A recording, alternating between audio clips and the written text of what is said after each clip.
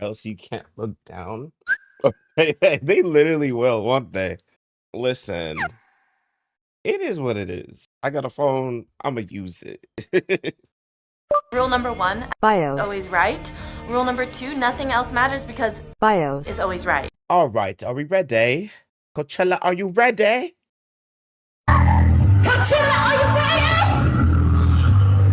Hello everyone, welcome back to my channel. My name is Bios, and today we are going to be reacting to Destiny 2's The Edge of Fate reveal event. Super, my cousin and my co-host for Get You Gain Sub told me about this. He said there's a lot of cool stuff that's been announced. We're gonna check it out and see if that is the case. I am not a big Destiny fan anymore because a lot of the changes that they did turned me off, but I keep up with it now and again. Currently live on Twitch. My Twitch is twitch.tv/Bios101. So you will be seeing the chat in the bottom left corner. Y'all better behave. Let's get started. All right.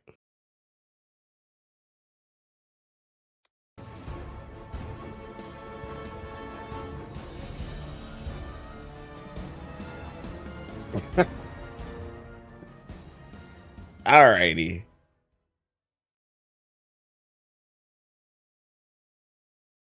What follows light and shadow Oh my god, why is my captions never on? is silence. That silence breaks. I am summoning you as a new age begins. Oh, so the 9 are involved. I see sapient life turn to each other. They remember how to look to the stars. They remember curiosity. They remember how to thrive. But they have forgotten.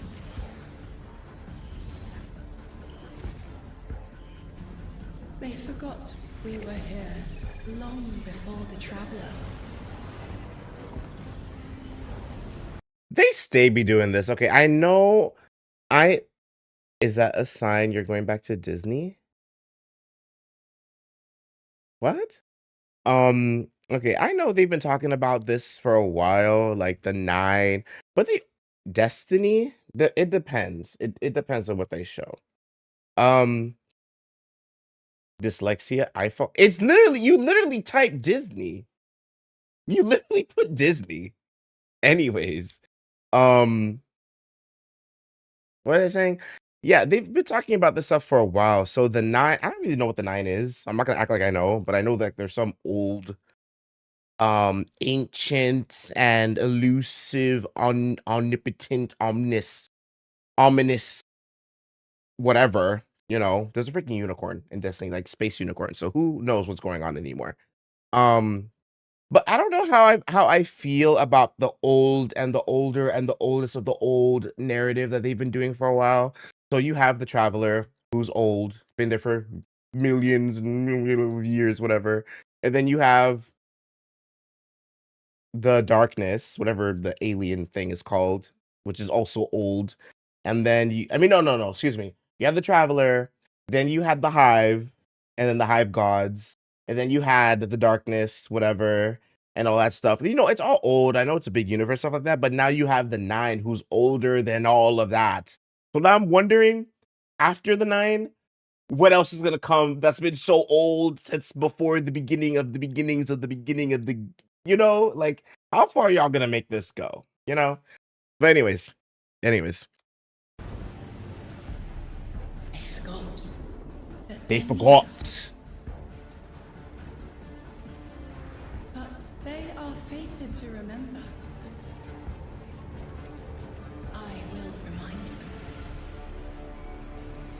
I'm sure you will, but not through me.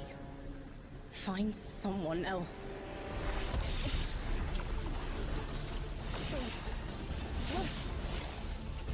Hello?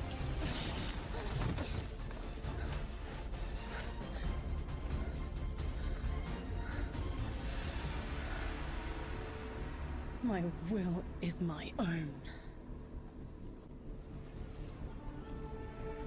They've been a guardian this whole time. Ooh, y'all. Oh, it's that guy again. Everyone, hello. Oh, they're using, okay, obviously because Marathon being made by Bungie, so they're using the same set. All right. And welcome here to Bungie HQ in beautiful Bellevue, Washington. We have got an amazing stream lined up for you to tell you a little bit about the Edge of Fate and the future of Destiny 2 as well.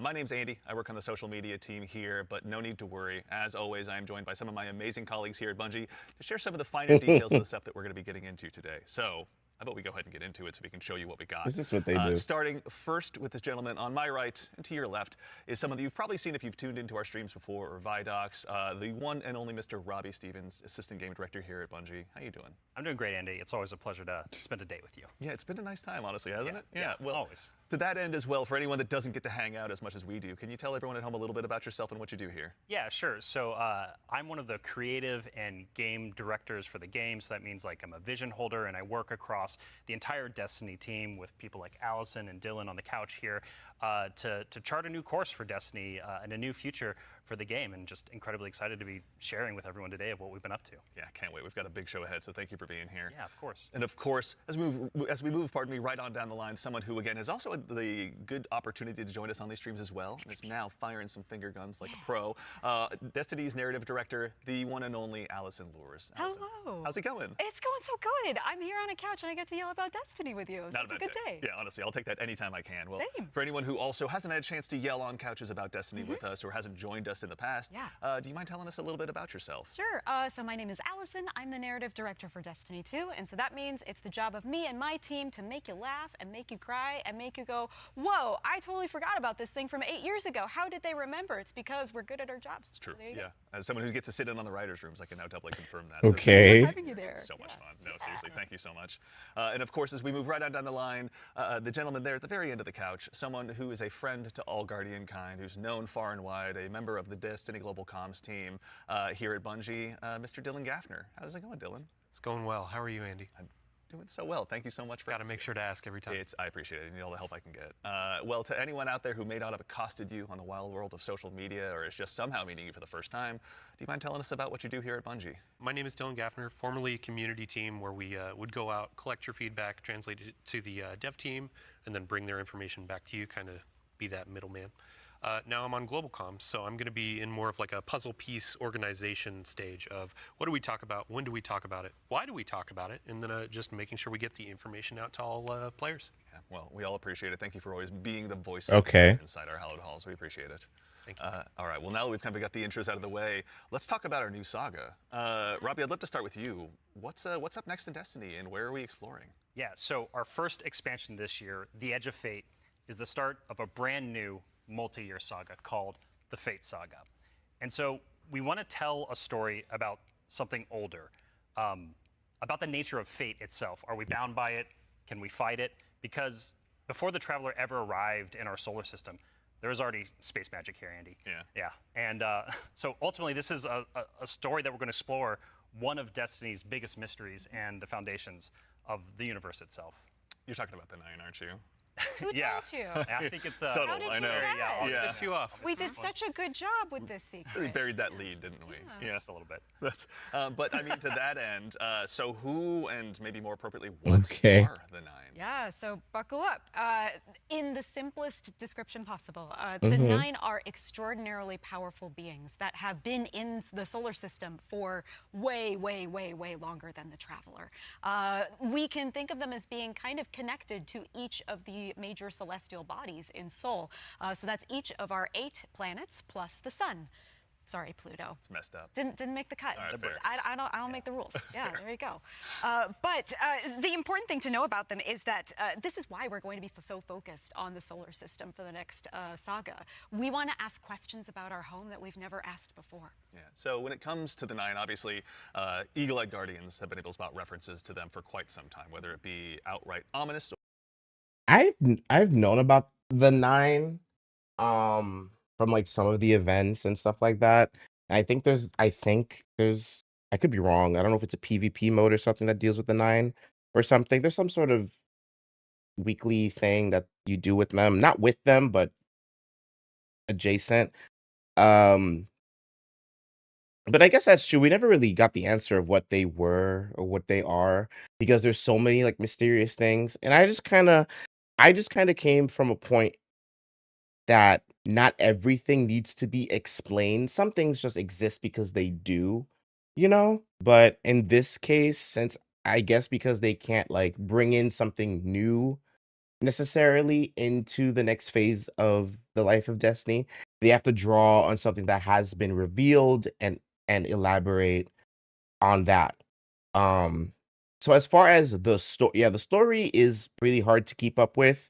Um I think the the one time that Bungie has shown good story, in my opinion, you had you have had the Taken King, which was okay in my opinion, and then the one that was really good was the Witch Queen.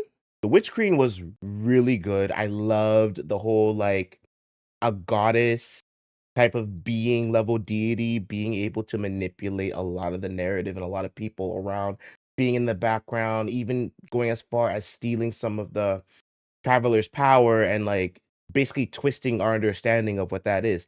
That was pretty decent. As far as the execution, like with the world itself, it kind of fell flat pretty quickly for me, but the they have something. They have something there. So, um, and the community, I feel like, has been trying to let them know, like, you got to keep doing it like this. And then, they had their ups and their downs. I think they had a little bit more downs than they had ups, but if they can just stick with that, like that, that way of storytelling, Destiny will, well, really honestly, it should have already, but it will be far along. So hopefully that'll continue here. I haven't heard much on the last expansion, the final shape, where everything kind of concluded with the Traveler and I forget what it's called. I'm just gonna call it the Darkness alien thing. Because I remember Lightfall was a flop. I haven't really heard much of this, so let's see what they say for what's coming next. Or a straight up game show in some cases. Can you tell us a little bit maybe about what we should expect from them? Expect to be surprised. We're like you said, the lore of the Nine really ranges from like Star Horse infinitely neighing to the Nine doing genuinely awful things Yeah, in our lore. And so the I important just thing to remember know Rick about them is abandoning that me. the Nine are individuals. This isn't a collective. It's not like a hive mind. Each of them are kind of their own being, their own person in the loose definition of a person. They have different wants and desires. They can ally with different members and fight with different members too. In the words of one of our characters really early on, there are aliens, and then there's aliens, and then there are aliens, and that latter one is what the Nine are qualified as. Okay, you see, so they have the old, and then the older, and then the oldest of the old aliens, whatever. So that's what they're doing. Fair enough. All right, so beings of obviously immense power or something that the Guardians have gone toe-to-toe with in the past. We've even faced off against the very embodiment of the darkness itself. Yeah. What could be tougher than that? Yeah, so this is something that we think about a lot about because ultimately the Nine seek to free themselves at no matter the cost to humanity. And because they're extra dimensional in the ways that Allison are describing, they're not bound by the same rules that we are, that we've really experienced before in the game today. And so humanity and the Guardians, to many of them, are ultimately just bugs that can be squashed on, that they don't really care or think about beyond, achieving their ultimate goals. So. Yeah, I mean, like, for the last 10 years, Guardians have really just been making their own fate. Yeah. I mean, so the Nine is challenging that. How are we going to deal with it? Yeah, whether we like it or not, the Nine have a plan for us. And like you said, Guardians are really good at making their own fate and going out and deciding who they want to be. But what happens when them deciding to make our own fate is exactly what our fate is? Like, what if that was the plan all along? These are extra-dimensional beings. That means they perceive our reality in a very different way and can interact with it in a very... Why he look confused? Why Mr. Plaid's shirt look confused about what she's saying? Is that not the plot? Is that not what they told you? different way. It's like they're a move ahead in chess. Weird. What a reference. Oh, okay. But you were mentioning, obviously the Fate Saga. You look is the subject of confused. Today. How long can we expect the Fate Saga to last? He's like, right, The Fate Saga is going absolutely. to play out over several years, and ultimately, we know where we're driving this car. We know where we're going with it. But the conclusion of the Edge of Fate itself is going to leave you with more questions than answers, and it's going to be the catalyst into this new multi-year saga. Because we really want to return Destiny to being a game about big questions, right? And so the way we think about this is about The whole game is a big question. Like, I don't think that's ever been lost.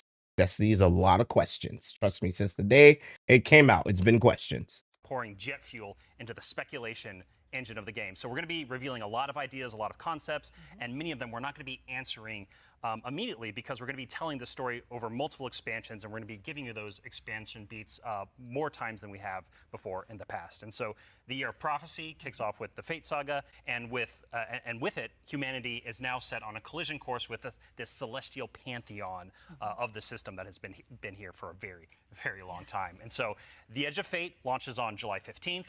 And then the second expansion of our Year of Prophecy is Renegade, which comes this winter. And then later in 2026, we've got Shattered Cycle and The Alchemist. It's a lot of stuff. Yeah. So what he said right there, I don't know. I just kind of, and if I get interested again, I will look into this. But it just kind of feels like this story, the prophecy, whatever, should have came before the Big Bad Darkness Alien guy came, because when the Big Bad Darkness Alien guy came and the Traveler, like that big story really sounded like the beginning of the entirety of Destiny, like, and like, the beginning of time type of stuff in a way. So from there, it would make sense to have that be last than this prophecy thing, because then it would be like a prophecy, whether it be fulfilled or not. Then you would deal with the creator of all type of stuff. So, and that's how it feels to me. A lot of exciting beats. And so again, the Edge of Fate is just the beginning of this long journey of this awesome vehicle we're all jumping into and driving together, and it's going to take us to some new places. That's exciting. So with regards to the Edge of Fate right here in front of us, you were also nice enough to bring the class something today. You've got some gameplay with you, Oh right? yeah, we got some clips. Oh yeah. Yeah, we should show those off. It's a doozy. Let's check it Kinda out. like the present. Let's check it out. Is that a bus? Observe, connect, conceal. Guardian, I had a vision. Conform, comply, return. They just wanted to show us disasters. Observe, connect, conceal. I'm not human anymore. Return, conform, comply. No one else should know what this feels like.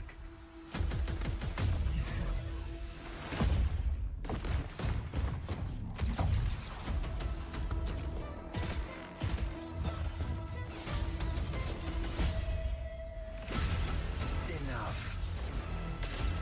Terminate your suspicion, Commander. Remove your scornful blindfold. Oh, that was new.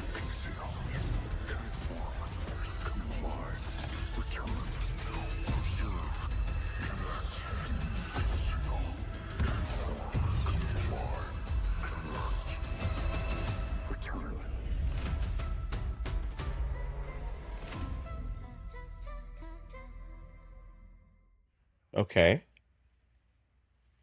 All right, that gives us an awful lot to go ahead and continue to dive into. And here to help us go ahead and explore a little bit more of it, everyone, you probably noticed we've been joined by someone new here on the couch. We are privileged to be joined by someone who's the originator of perhaps my favorite all-time Destiny emote, the one and only Dave Samuel, art director here. Here he is. Dave, how's it going, man? It's going great. Thanks for having That sound me. effects guy. For anyone who maybe for some reason somehow doesn't have that emote in their collection or hasn't seen you in a past Vidoc, do you mind telling us a little bit about what you do here at Bungie? Yeah, I'm art director on Edge of Fate. I work with the art team to visualize the narrative and design and kind of bring it all together. Everyone knows Let's him. bring together. Thank you very much for being here today. Yeah. So with the Edge of Fate, it's obviously the first expansion in the Fate saga. Allison, I'd love to start with you actually. What can you tell us about the Edge of Fate? The Edge of Fate begins with an invitation. And we are invited, along with a very specific group of people, to a location, to a moment in time for a very specific reason. Very specific purpose. Very specific reason and purpose, yes. And the place that we're going to is called Kepler. And so you may be saying, now, Allison, hold on. Hold your horses 1 second, because the Kepler I know is the one that's way outside of our galaxy.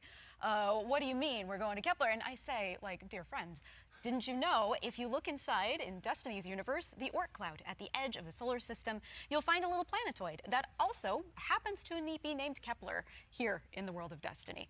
And that's where we're going, to Kepler. Super exciting. This is kind of a, Robbie, we were talking kind of before the show. This is like like a first taste of something new, right? Yeah. So what you're seeing here is us just trying something new. We're expanding the universe of Destiny, creating new mysteries to uncover. This whole destination is about exploring a labyrinthian world that it took inspirations from things like Dreaming City, exotic missions, dungeons, and it's wrapping it all through a Metroidvania expired experience. And so at the heart of all of this, Metroidvania is a player-driven exploration and discovery of an exotic world with brand new abilities. So actually to even just maybe dig a little bit deeper, like how is the Edge of Fate going to be different from past expansions that we've made for Destiny? Yeah, so at the global scale, when we're thinking about expansions in the Year of Prophecy and the formula of Destiny expansions going forward, first off, we're doing 2 expansions a year instead of just 1. And think of each of these expansions as a little bigger than something like a Rise of Iron from D1. And so both of these expansions combined are going to be even more expansion content than we've done in the past. And by delivering 2 of these... Is that a new enemy type? Hi, Riker. A year, we're up in the major world and story events that really matter to players. Oh, that's what Super was talking about. Saga forward. And so we're trying finally to each of these expansions, and so alongside this new destination of Kepler, this another new enemy type, we'll explore with brand new abilities. We also have world tiers, and world tiers allow you to take on a higher level of challenge on the destination in order to extract some of the best loot. What's cool about I like that. It's a new enemy type with the weapon. First couple of world I mean, a tiers, new you're going to weapon for the enemy type. Tiers. And as you're claiming these abilities, as you're exploring the world more, as you're discovering more within the release, you're putting these puzzle pieces together and you're figuring out how to solve all the mysteries on Kepler with different ways. And so you might play a puzzle in one way, a mission in one way, and when you're in these higher world tiers in the post game, you can start to solve these problems in different ways that you couldn't before in the original playthrough. And so alongside all of this, we're also going to have a ton of quest content that we're rethinking about how we use within the game. And so on Kepler, there's some non-linearity within the destination itself. And so with a lot of our side quest content that is related to the critical path, but you don't have to play it. It's there for you to explore. It's driven by your discovery of the world. You're out in the field, you discover something and you pick it up, and that's going to help you explore the characters and the world of Kepler more and go deeper on that story. And so, yeah, again, this is all about us just looking at the formulas that we've been building in Destiny over the last 10 years. And some of them are really strong, but they're due for some experimentation and some radical changes. And so that's what you're seeing here with the first taste of the Edge of Fate. Very cool. Yeah. I love everything you just said. I was a little distracted by some of the gameplay we were showing, like exotic sniper rifle, I think I saw, kind of recognize that. Oh, yeah. Some enemies with a couple really cool twists, like, okay. Yeah. But then also there was a Guardian that turned into like a lightning ball. Yeah. Yeah. So, so there's multiple new abilities that your players are going to be able to discover on Kepler that's going to make them navigate and look at the world in different ways. But the one you're talking about, Dylan, we see it as our premier ability, the crown jewel to release, and that's called Matter Spark. And Dave has joined us, and he's helps us take the vision of the narrative and the design and the art and smush it together in amazing experiences. And so I think Dave should talk to us more about Matter Spark. Please. Yeah. So there's this new source of energy on Kepler, this strange dark matter. There he goes. So the Guardian binds itself to the dark matter using the arc powers within.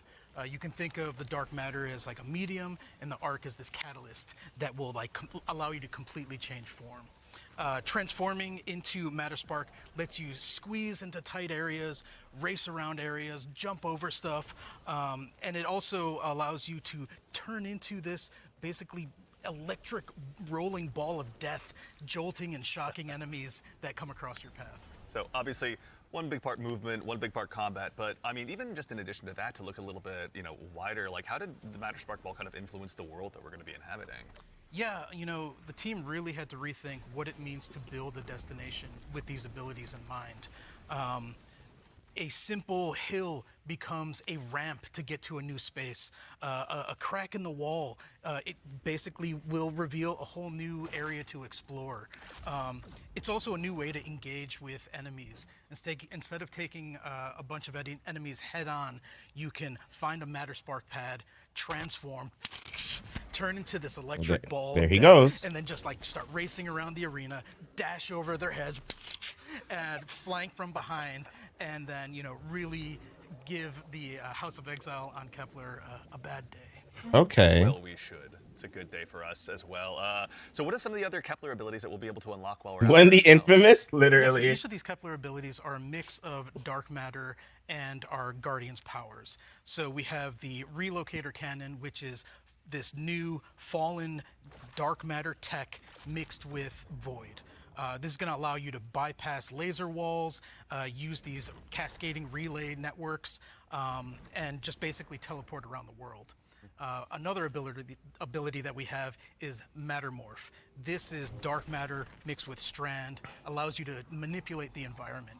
You'll be able to basically push and morph and move geometry to create bridges, open up doorways, and then also reveal secrets and new opportunities. Yeah, so what's really important about what Dave is describing, and when we were thinking about building this world, it was all about like, hey, here's this new tool to navigate and see the world in a different way and solve little puzzles and mysteries throughout the missions, the free roam, and the quest content, and beyond. But also what was really important to us is that we lean into Destiny's first-class ability gameplay. And so with Matterspark, like Dave is mentioning, you're jumping, you're dashing into enemies to destroy them, you're doing giant explosions with them. With the Relocator Cannon, you're just blowing everything up with void explosions and graviton lance style like little secret projectiles. And then what's really fun about Mattermorph is you can just be like throwing these strange shurikens basically to just like delete an encounter before you then like start to morph the environment around you and move to the next area. And so it's just really exciting I'm incredibly excited about watching players just like solve puzzles and fight encounters in ways that like we don't even expect yet, and see how they take on the destination. How are we feeling on the ball, on the infamous style electro ball? I don't know how I feel about it. I'm kind of like, it's not really in the fantasy for me. I'm not too sure. But be the ball. Ooh. For those watching, let me know down in the comments how you feel about this new Destiny ability. And just like I really want to emphasize, you're going to be upgrading these, and when you get into especially the post-game experience, it's going to unlock. There's something unlocks with Matterspark that really changes the way that you can play through the entire destination. Yeah. So when we're talking about dark matter, it's different for sure. Yes. We have darkness abilities like strand and stasis already. Like, how is dark matter different? Yeah, so dark matter and darkness are two completely separate things. They're completely different things. But dark matter does exist in our world. In the world of Destiny, we know it as being tightly connected to the Nine. It's what the Nine are actually made out of. In our world, dark matter is invisible. You can't really see it. And it wouldn't be very fun to make a destination where there's an invisible thing that you can't actually see. So lucky for us on Kepler, there's a bioluminescent microbe that allows us to see all of this substance that's impacted this world so much. It allows us to see how it's impacted the plant life, how it's impacted the behavior of the peoples that we're going to encounter. And we can see how it has been able to bring these things that are kind of unstuck in time into this current location. I do have to put on my drifter hat for just a second and, like, what does it smell like? What does it taste like? Yeah. Dark matter smells and tastes like bleach and math. Yeah, it's true. Cannot wait to get that chip flavor. Yeah. Get it with a sandwich today after. It's zesty. Yeah, it should be good. Actually, so on the topic too of stuff in the trailer as well, we heard someone talking there. Can you tell us who that was? Sure. That was Lodi. Not Lodi this. is a new character that we're introducing Oh my god. in Apollo. Oh, Super showed me this. Oh my god. Okay, so this person has been Destiny. This person has been immortalized into the game of Destiny, and yeah, Super is very right. He does look very much out of place. He's some guy in the Destiny team that people like. I don't know him, never heard of him. Um, I think it's the glasses. He looks too normal. Who is that? I don't know. Let me see here. Oh, wait, is that the guy that was in the trailer talking? Who that was? Sure, that was low. Actually, so on the topic too of stuff in the trailer as well, we heard someone talking there. Can you tell us who that was? Sure. He passed? No, he didn't pass away. He's just immortalized in the game. Like when you are put into a game, like there's a character that looks like you, that means you've been immortalized as in the game. As long as the game exists, then you're immortal technically. That was Lodi. Lodi is a new Lodi. character that we're introducing in Apollo. Not in Apollo, we're introducing him in the Edge of Fate. Yeah. I feel like they're doing a Warframe 1999 thing here. I feel like it's giving me Warframe 1999 with this. He got uploaded into the Matrix. Pretty much. I want to give a special shout out to Brian Villalobos, who portrays Lodi and does a spectacular job. This character Brian is Villalobos. fascinating. He's kind of a fish out of water, but the fun thing about tropes is to kind of put a twist on them, right? So what if that fish that we pulled out of the water was the most qualified fish to be pulled out into the air? Down for anything. It's down for anything. Yeah. And what if that fish was Yeah. kind of made to be pulled out of the water? I don't want to give away too much because this character is way more fun for the players to figure out what his deal is. But I will say that Lodi is very, very far from home. Very fair. Very. Okay, so if that's the case, that adds some context for why he looks extremely out of place in the world of Destiny. And hopefully he is written and portrayed well enough that he is likable, and the imagery of him will kind of just fade away. And he'll we would learn to like him more. Hopefully he's a good character. Very exciting. So, I do have to call out too, before we started this, you and Robbie were talking about how Lodi is like a notice me character. Oh yeah, Robbie wanted a senpai. I did. Yeah, I wanted someone that I just wanted to spend a bunch of time with on this new adventure we're going on. Yeah, a friend that we can look up to. Yeah. Right, yeah. Notice me. Notice me, Lodi. Yeah, of course.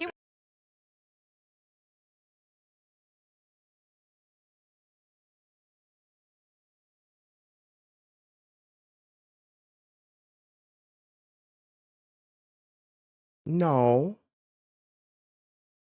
No, I don't agree. I don't agree with that. Can we remove her from the group and never put her back here?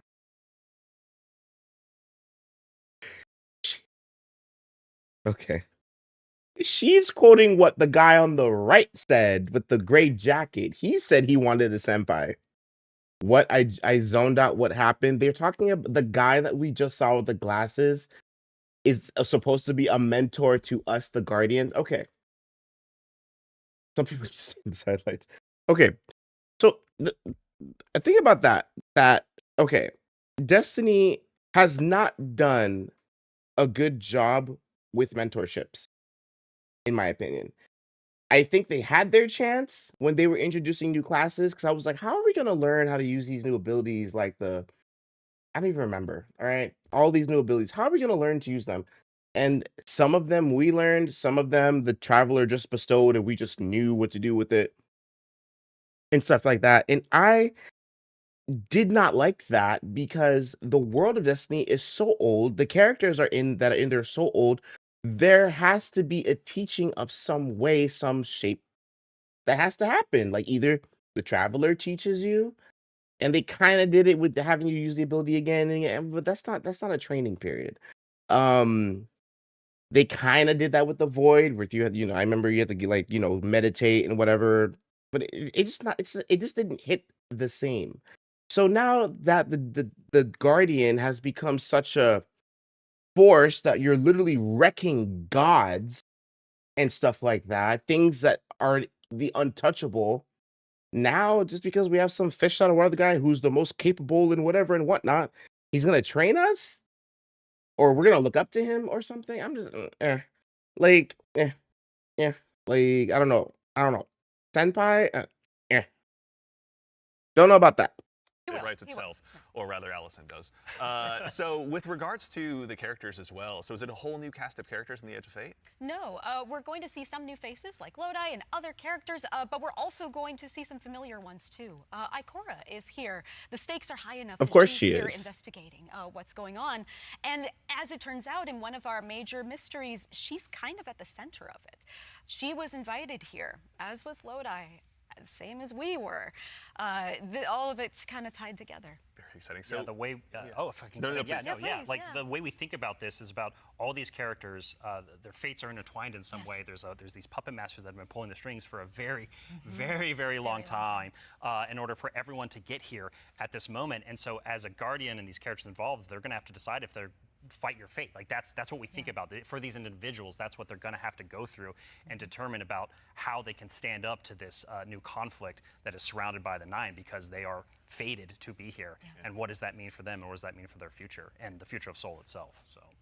So with regard to these new characters and this world we find ourselves in, was there anything about that setting, or in particular, that really influenced the creation, rather, of this world that we're going to be inhabiting? Yeah, I'll give you a list of fun facts. First off, I forgot about if you've been paying Zer. attention to Destiny over the last week or so, you already know that there's been people on Kepler for a long time. That's an old-ass computer that you were putting those numbers into. We also know that the Vex are here. They're studying the Nine, because it turns out the Nine can do something that the Vex can't. As Dave mentioned, the House of Exile are also here. They've become fixated. The Vex are not that interesting. I'm sorry. They are like the most.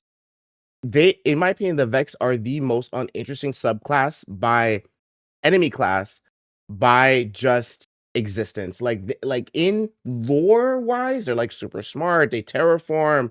They tear things apart and they reshape and blah blah blah blah. And it's like, okay, cool, but we never really see that or really experience that when you fight them.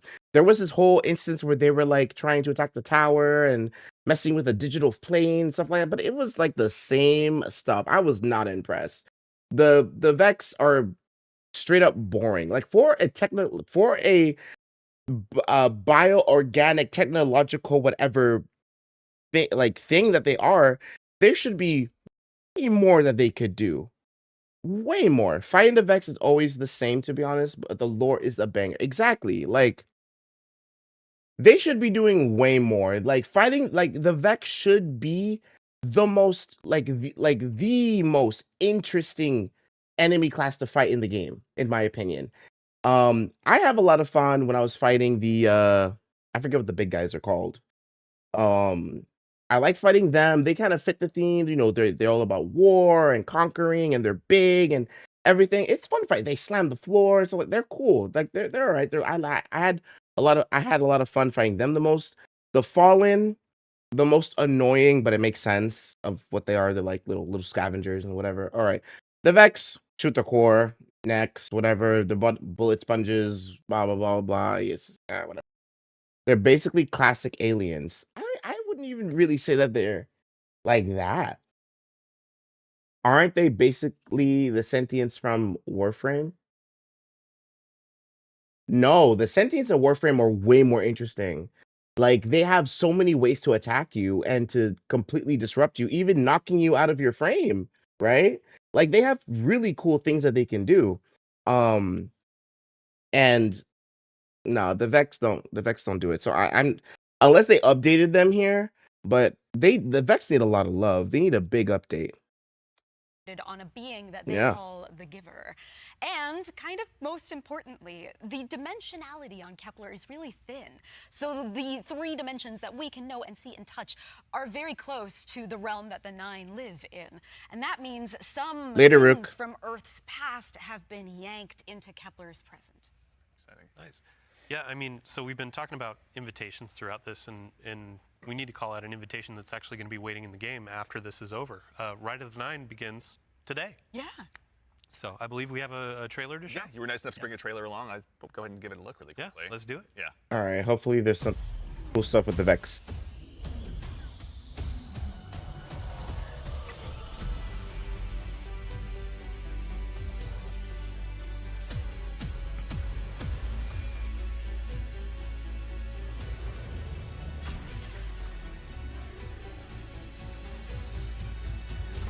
Okay, I should pause this.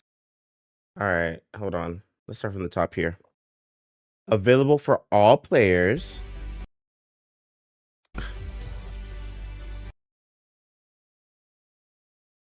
3 dungeon beacons.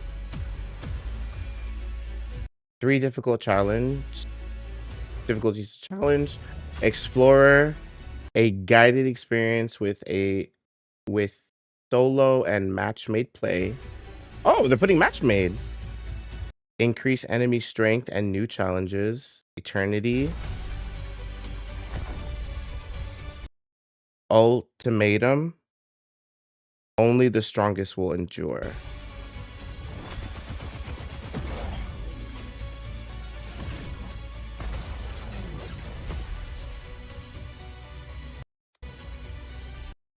Is that the same galaxy effect that they have in Overwatch right now? It looks the same.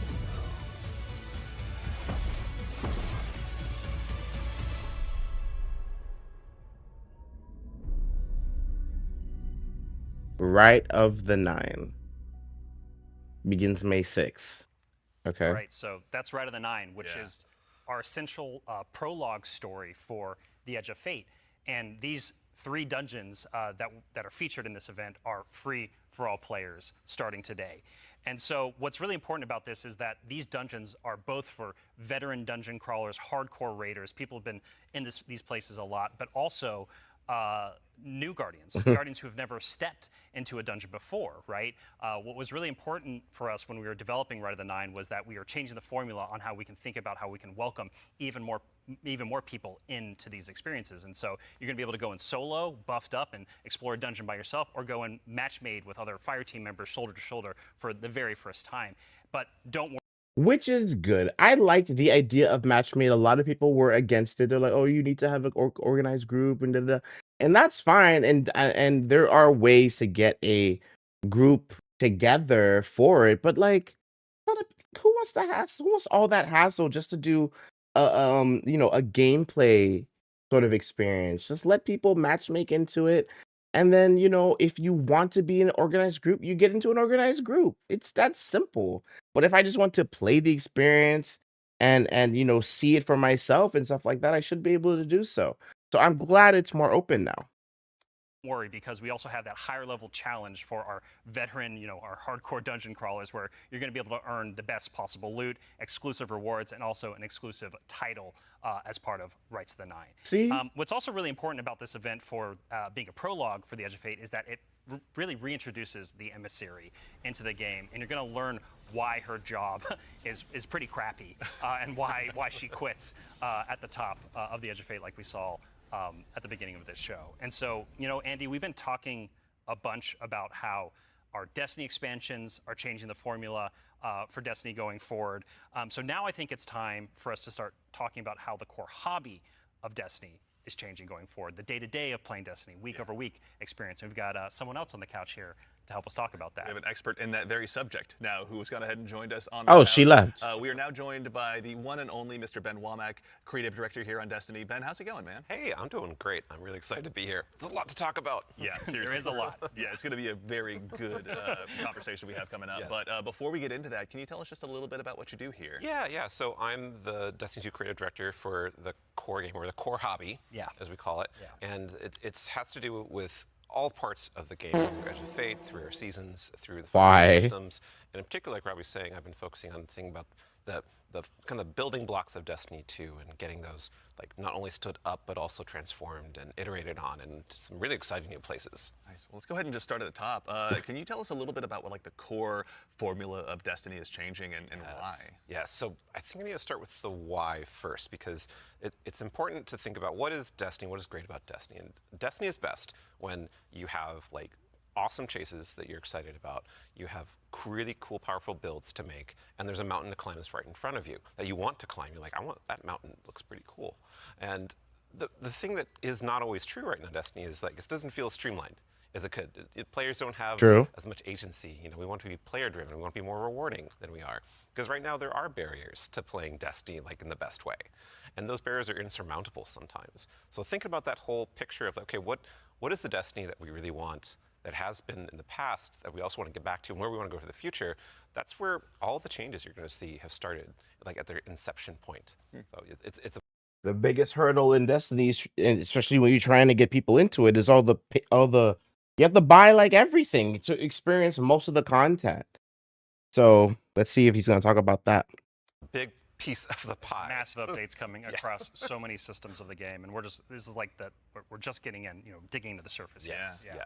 I mean, to that same end, then, how are we making it easier? Pardon me, to go ahead and just get straight into the fun. Oh no, let's do it, because that's exactly what we want to do. And the first thing you're going to see when you log into Destiny with Edge of Fate, you're going to log in your character and see your ship in orbit. It's going to say, it's not going to say Open Director, it's going to say Open Portal. And the portal is our new front page of the game.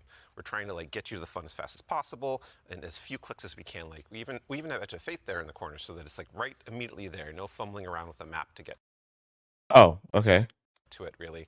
And we're also taking other big parts of the game, the ritual game and for seasons, and putting them into these ops categories. So the idea is that we're having these different ops for different moods. We're having solo ops, we have a bunch of fire team ops, we have pinnacle ops, and of course we have crucible ops, still super important for the game. Yeah. I mean, to start up at the top, can you tell us a little bit more about what solo ops is? Oh, yeah. So solo ops is exactly what it says on the tin. It is a bunch of activities that are made for solo players. And the conception point of that was, we want to make activities for players who have a smaller amount of time that they want to play in, and they don't necessarily want to have dependencies on other players, but they still want to get in there and play for 10 to 15 minutes and get some real progress. Yeah, get some loot. Yeah, get some loot. Yeah. Get some loot and get your character forward and feel like, yeah, no, I played some Destiny and that was great. And even if you don't feel like playing with other people, that's fine, because we have an activity type that is designed for one player. Excellent. So, I mean, to that same end, what are some other ways that we can play and have fun using Portal as well? Yeah, so Robbie actually has a great way of talking about this. So. Yeah, some of the North Star that we talk about when we were developing the Portal early on was where are we headed with this thing? And ultimately, it's play your way. It's giving players more agency, more personal drive to figure out how they want to engage with the power climb and the new progression systems coming and our seasons. And so the entirety new progression and power climb is now all available to you in the portal at your fingertips in one place. It's really easy to find, really easy to jump in. Anything you play inside of that category any of those categories is gonna help you make progress. And so, because we want Destiny to be welcoming not only to new players, but also old players who are coming back to the game to join us with the Edge of Fate. And we also want this to be like a new even playing field for everyone.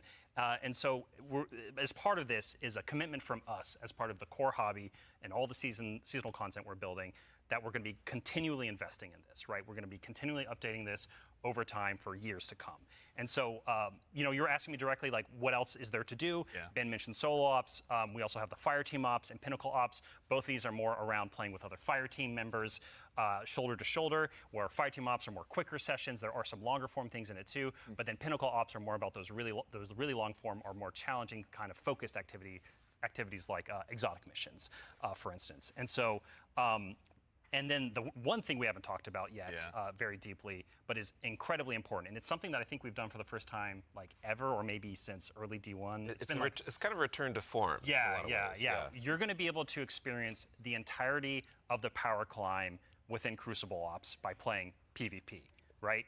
So this means if you want to be sweaty, Andy, which I know you, Dylan, too. I know you're that way, right? I know both of y'all. If you want to put the sweatbands on, you're going to be able to play the entire experience in the season here and earn some of the highest tier loot that's also available in the game. So. I have to say, this is super exciting, because my player type or other folks out in the community, they want to go in, they want to jam on PvP, but then their friends invite them to do a dungeon or a higher tier activity, and they're like, oh wait, I need to grind a long time to get up to power. Now, through PvP, they can get up to power, and you can just bring them into that PvE experience and have a fun time with each other. Yeah. So. That's pretty good. It kind of feels like what they were doing in Destiny 1, where you could just sit in PvP and basically get everything that you needed, early on. You were able to get to a pretty decent level and kind of decimate the PvE content. Not decimate, but you were able to get through it pretty well. So I like that. I like that. Not everybody likes the PvE thing, and it kind of brings back some care into the PvP space because for a long time, Destiny fans felt that PvP was dying, and it was. It was for sure. And I don't think this will really bring it back, but this kind of helps the two sides feed into each other. That's honestly how I primarily played D1, so I'm really looking forward to that. So it sounds like the core, obviously, of what you guys are talking about, play the way you want to play. It's at the center of all of it. What if I really want to challenge myself, push myself? Oh yeah. A little bit more? That's important to us. Yeah. So, That's important to us. well, death, but also success. Yes, and that's true. from it, That's right? true. Yeah. Yeah, and so we really want So we're gonna explore that's Return to Form, so we're gonna explore the planets and more death. I hope so. I hope so. That's what I'm waiting for. I'm waiting for that. It's one of the things agency player driven towards loot and challenge. And so we have a really hugely expanded activity customization system. We have a lot more difficulty levels, and we have a ton of new modifiers. We have 50 new modifiers along with all the old modifiers that we've released in the past that are going to make this big curated web of options for you to experience any of the PvE content in the curator. And so like we have Banes, not just old Banes that we have, but new Banes as well. We also have boons to help you like get advantages in your activities and for your build. We have challenges and trade-offs. And the fun part is you're going to get these different combinations that are available, and you're going to then make a mix that's actually going to change the way you play and be pretty interesting, and sometimes be the way you prefer you play. Like there's a new boon called Grappler that I personally love. It's kind of my preferred way to play, where they give you 3 grapple grenades replacing your current grenade. You can't do the melee, but they recharge super fast. So any build you want, you could now Spider-Man around any map.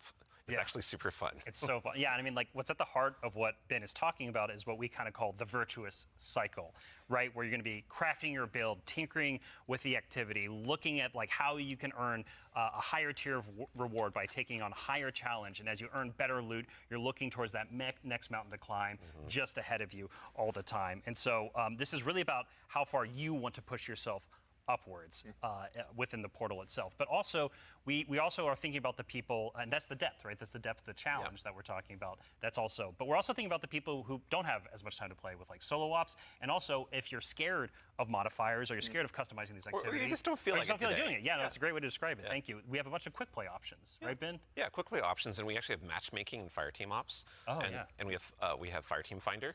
And so you're able to like really choose kind of what you're in the mood for. Oh yeah, we technically have matchmaking across every activity that exists. Except for solo ops, because that's solo. Right. But yes, otherwise, but in the fire teams and pinnacle ops, it's everything. Yeah, you'll have options to play by yourself or with other people. Oh, actually, a really fun part is you can play a strike by yourself as hard as you want it to now, which is really fun. Yeah. Well, you're talking about like all the different boons and combinations. I think at one point you were saying around 50 or something like that.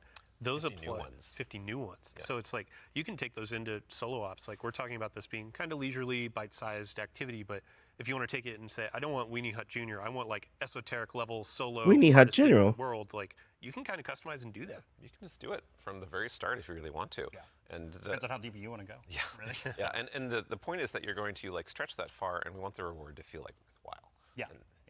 Yeah, you want to feel like as you're pushing yourself, you are rewarded for it. That is something that's really important to the vision here for the portal. Yeah. Rewards, huh? Rewards. There are a lot of rewards, aren't there? It's funny you mention it. Yeah, we've got Banes, boons, modifiers, but let's talk about gear for a little bit here. Yeah. What's changing about loot, and why should Guardians care? Yeah, so like talking about chases and mountains and builds, like gear's at the center of all of that. And we actually have 2 giant gear changes I'm gonna like put in 2 little buckets for us to talk about. The first one is Armor 3.0.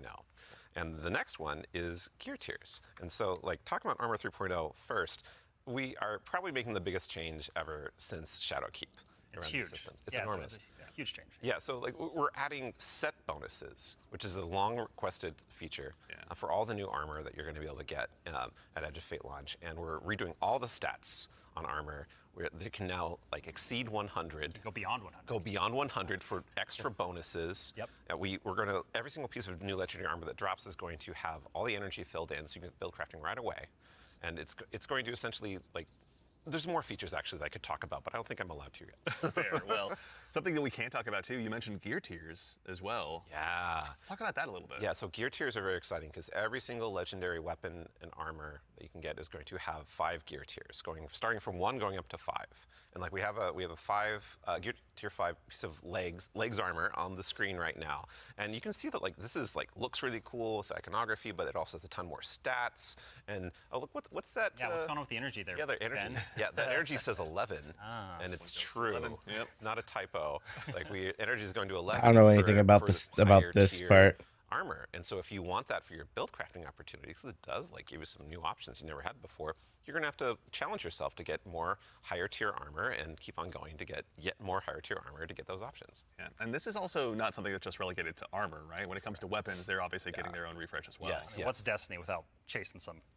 You read my mind. Yeah, like weapons seriously. are part of the player identity. You know, people like have a gun that they love. You got fashion, and then you have gunplay. That's right? true, though we do have fashion for your guns a bit now. well, so because once you reach tier 5 for your legendary drops, you can skin your guns. Tier 5 weapons, and those have unique shader treatment. It's like essentially a completely different look that's going to immediately identify it to you and others that this is the highest tier gear of this drop that you can get. It's going to show on the weapon. It's going to show on the icon. It's even going to show when you kill enemies with that weapon, because there's unique kill effects for tier 5 weapons that you can turn on or off if you don't want it, but your gameplay will like show that, no, yeah, the weapon that is being used is like the highest tier you can get. Yeah, Giver's Blessing, which I think we have on screen right now. This is one of the Kepler auto rifles, and I cannot put this thing down. So yeah, when we're playing through the Edge of Fate right now, and it's what's really exciting about it for me is that like when you see that tier 5 drop, like you know immediately that's better than like a tier 3 or tier 4 weapon that you have, right? And I think that's when we talk about making Destiny easier to just jump in, find the fun, make it accessible, but also create more depth. You know, this is what we're thinking about. It's like how can we just make immediate, like you understand, like okay, this is probably better than the thing I have right now, depending on what gear tier it is. Yeah. I mean, that's a good example of how much time and effort is being put into these game systems to make them more like approachable.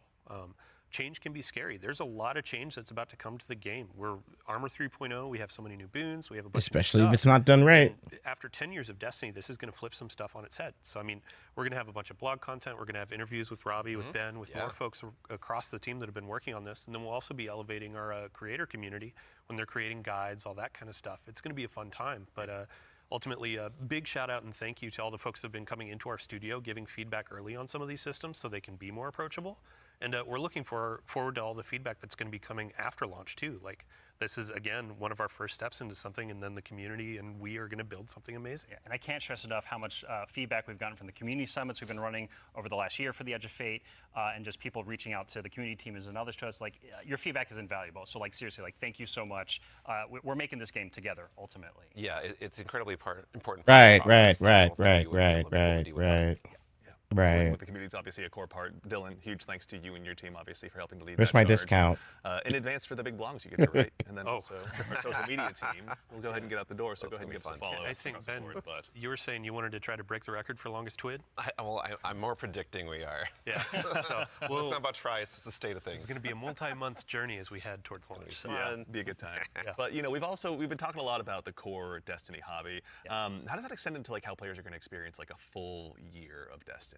Yeah, so we've been focusing on improving and changing the formula of Destiny in multiple ways. And so progressing through the Fate Saga is going to be more meaningful with 2 expansions a year. We've been Expansion, major, and reward pass update. Okay. talking about how focusing our seasons and on the core hobby of Destiny and that commitment to continually updating it. And in addition, we're going to have 2 free major updates between each of our major expansions coming in the year of prophecy and beyond. And so ultimately that means there's 4 big beats happening in a year, 2 expansions, 2 free major updates between those expansions. So what that means we're not doing is paid seasonal content anymore. We're not doing separate seasonal storylines. And this also means we're not building a bunch of activity content that basically just goes away and is less meaningful to the game after 3 months. So we're instead focusing all of that effort that used to go there instead into building up the core hobby of the game so the core hobby stays fresh and exciting, year round. And so ultimately, this means no more paywalls for seasonal content, and also these major updates themselves that I'm signposting around right now. The size of them, roughly, and the inspiration for them, we're thinking about is like Into the Light. Okay. So when you say like Into the Light, for folks that aren't out there, like what for a major update, how big is that? Like how do you encapsulate that? So when I say Into the Light, a lot of this is like the inspiration of what it was. And with Into the Light came a really cool theme that wrapped around all the new stuff we were building within it, but also a lot of the reprise stuff as well. And also, with it came Onslaught, a new type of activity.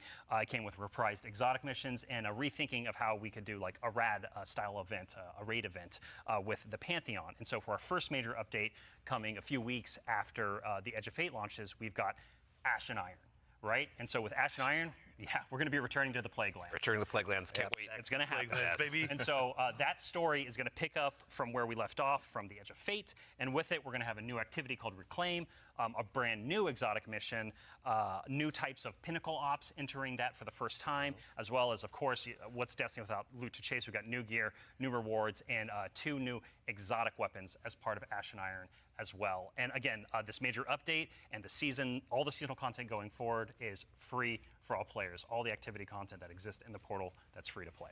Very nice. So even to actually go one quick layer deeper on seasons as well, what are some of the cool things that we're going to be able to do with the season that's launching alongside the Edge of Fate? Yeah, Ben has been working on this space with the team for a while now, so I'm going to kick this one to him. Yeah, so we're trying to make any time the best time to hop into Destiny. And one of the ways we want to do that is we want to invest in events that are like accelerating the game and enhancing every part of the game, but also bringing new cool stuff. And actually, we've been working on this so long, we actually have some new cool stuff coming before the Edge of Fate. It's a special little treat. Yeah, special little treat. So this Friday, you can play a little event, maybe you've heard of it, called Heavy Metal, which is Tanks versus Briggs, a new PvP mode. It's super fun. I would kind of wish I was playing it right now, not going to lie. So you're a tank versus a mech. No, is we have a new reward. That's a unique thing in Destiny if you invest in this event, if you go and play it. And it is a free-to-play event. So this reward is free-to-play. It is the mechs look broken. Combat vehicle that goes in your Sparrow sled, combat Sparrow, if you will, called the Griffin. And this is a really cool, like, combat-ready vehicle you can take anywhere. Oh, that's a new one. He's actually sitting in it. You can summon a Sparrow, you can summon it and use it to fight your enemies and just have a really good time. And there's some really cool... you could fight with it. Some really cool build crafting things with this vehicle that I don't want to spoil right now, let people discover, but I'm super excited for it. They all thought they were going to ride those skimmers forever. Well, I mean, we've been saying like, what was it? Skimmer is Flash and the Griffin is Splash. There we go. The dad joke quota has been met. We got to get one in. Absolutely, yeah. But that's not all, right, man? Like, you've got more for us, don't you? Oh, yeah. So, like I just said, there's more events that we've been making. There's one that's going to happen right after the launch of Edge of Fate. It's called Arms Week. And it's a 1-week-long event, and you're going to be focusing on one weapon archetype in Arms Week whenever it comes around. And this one is going to give you a new legendary weapon of that type. It's going to have some volatile mods that are there for the week that are going to be super interesting and fun to play with, and some focusing you can do. But there is a problem when you say this event is going to be about weapons and about using them. Yeah, you got to have a place to test all that out. Right. And so I mean, I'm going to do that shooting range the whole time. I don't know about the rest of you. Those poor dregs. Right. Yeah. But there is a new way now. We have a new feature, a long requested feature that is being added to the game with Arms Week. It is the shooting range. Yeah. And the shooting range is being added to the tower. It is a now permanent addition to the game with the launch. Finally. Not taken away. 11 years. You can try out everything in your kit, everything about your build, with all sorts of simulations of different kinds of enemies and situations, and it's all real damage numbers. It's like it's even got a scoreboard. It's even got a scoreboard for you right there. And your fire team. Yeah, your whole raid team can go down into the shooting range and try out, like, see exactly how. Freaking finally! Now you could actually like do stuff. You can actually test out your things without having to go into a what do you call it? I forgot what you call it when you just drop on a planet and you just run a free roam. Free roaming and just killing, random stuff to see if your build is good. This took too long to put. How well are you going to do for some kind of boss at this range or with a strategy? Who can do most of the damage, right? Yeah, well, you're finally going to know. So we have a rally flag. It's not just a shooting range. Like, you can go beyond the firing line and use your abilities too. Yeah, you totally can. And like, if you wanted to, you could even Every game taking chef's a Prismatic feature. and True. Punk Transcendence and try that out. And well, I think Every the reason shooting. why we're not seeing that right now is because it's a Titan. Yeah, it's a good soldier. Yeah. Standing on Or the a game front with line. abilities. All about building that line and standing. Yeah, exactly. A lot of theory crafters are going to have to go ahead and have some upheavals to their Google Docs, I'm guessing. This will be a really good tool. Like as we're adding all of these different systems with gear tiering and all of that, you can go in and check those damage numbers in real time. Like how do my stats change? How are these different gear bonuses going to affect my gameplay? You can see it in the tower now. Yeah. And while we're talking about weapons. Oh yeah, well, one more thing, right? Yeah, I know. There's one more thing. I know you're excited. So there's more events. Of course, there's more events, and the holiday events are coming up. Where Solstice is right around the corner. It's summertime, right? It's summertime. Summertime is solstice time in Destiny 2, and Solstice has some really cool twists and such that we're planning. But I'm not going to talk about that right now. I want to show you all the new holofoil treatment we have for Solstice weapons. Holofoil. So, here we go. This is the Holofoil holofoil treatment for Solstice in 2025. It is so good. It's amazing every time I look at it. Yeah. It is an ocean and the line. Yeah, we put the ocean on a gun. How did we do that? It's beautiful. I love it. And That's it? Any kind of weapon that drops for this event can.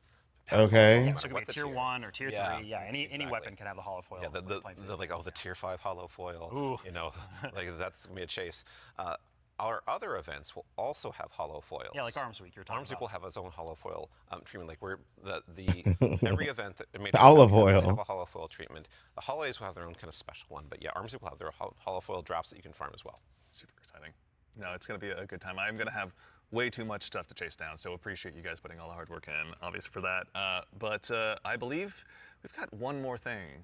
Yeah, I mean, we've been talking a lot about here are the free updates coming to Destiny, the portal, a bunch of different stuff, Edge of Fate, but we also have another expansion, and we need Allison back on the couch to talk about it. Yeah, Allison. She's the best one to talk Yeah, about. we've got something very exciting, and so once again, Allison, thank you for taking the time to join us today. We appreciate it. Of course. I'm so excited to be the one more thing. Yeah, it's a tradition around here, so we're glad that you could obviously go ahead and lead us into this one. But, as Dylan mentioned, we've talked about the Edge of Fate, but this is the first year we're going to be doing 2 expansions over the course of a year.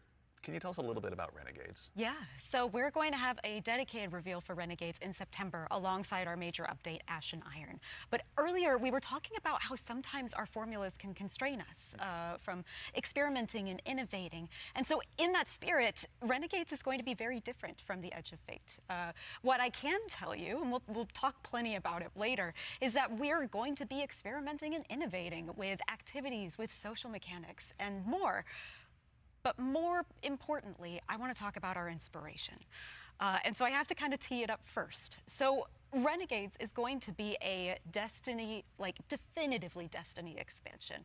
This is part of the Fate saga, and it's going to push it forward in important ways and introduce characters that we're going to spend time with for years to come.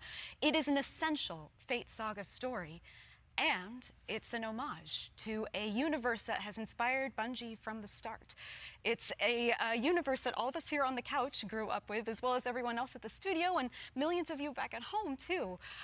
It is a peanut butter and combination, a peanut butter and chocolate combination inside of what we're making that could only be possible in the kind of world. Girl, what are you talking about? Here.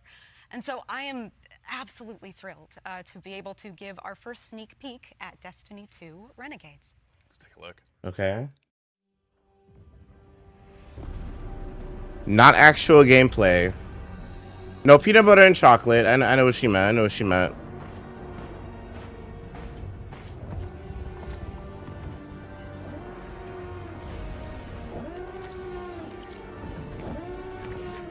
Star Wars? Oh, it's the Star Wars thing.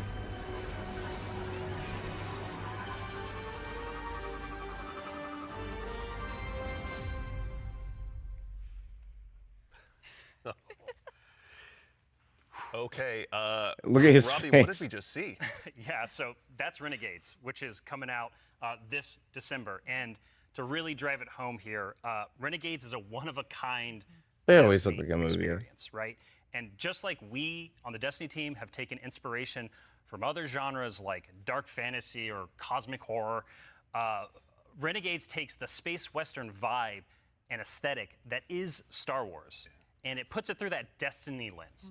And ultimately, it's created a new lawless frontier that is emerging within Seoul. And so, we're so excited to show Renegades off a little bit today and to be talking about it more in the future in September alongside the free major update. Are you showing more? You showed a lightsaber. Right now, today, we're focused on Rite of the Nine and what's right around the corner with the Edge of Fate. Absolutely. No, I heard a lot of calendars get marked just now on September, but no, super excited to share more of that in the future. But that actually leads us to the conclusion of today's show, which again, we covered a lot. There's been a lot today. Yeah, this has been a big show, honestly. No, we went through a lot of it. So let's go ahead and quickly double check. We obviously went through, and the Year of Prophecy, pardon me, is going to go ahead and kick off on July 15th.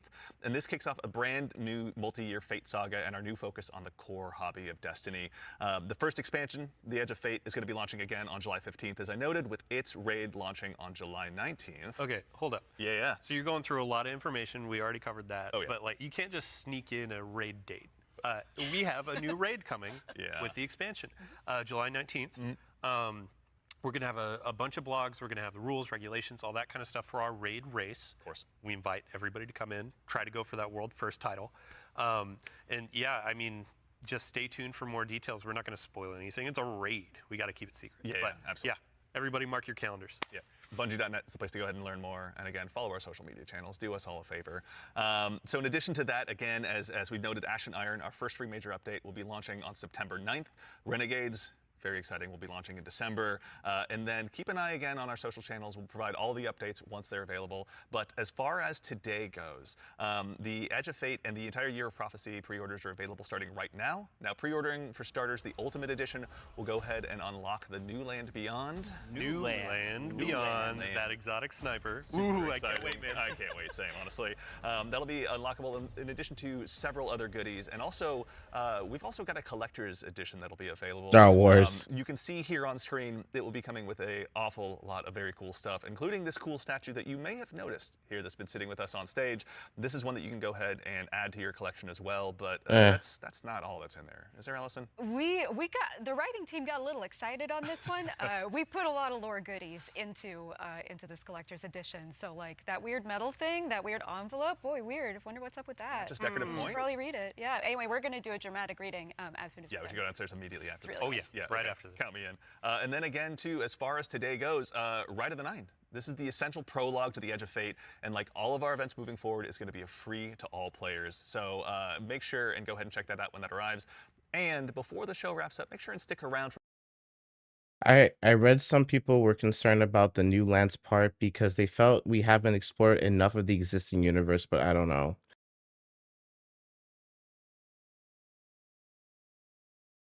I just love being right. I just love it. That's why that's my intro. Nothing else matters because Bios is always right. Like, that's why it's my intro. I fight with so many people on certain things and certain aspects, and they just want to be like, it's just not what it is. I'm just like, you'll see. It's gonna come out. It's gonna come out. Look at it. But as far as that goes, I agree. I agree that we haven't, because I agree that Bungie has not explored the existing universe that they had, because they haven't. There's none of the planets really have been explored. None of them have been in depth. None of them have been expanded, let alone feel alive, you know? So when they talk about, oh, we're going to go to these new locations and stuff like that, okay, that's great. And yeah, you could add like some little goodies here and there for people to discover. But once again, the world is bare. You just fight the factions, the enemy factions again and again, even though we do have some more enemy types, which is always good, but they're always bare. You don't meet new people. You don't meet new settlement civilizations. The world has not really expanded, you know? I know in Lightfall, when we went to that new city, it was already bare because there was a freaking war going on.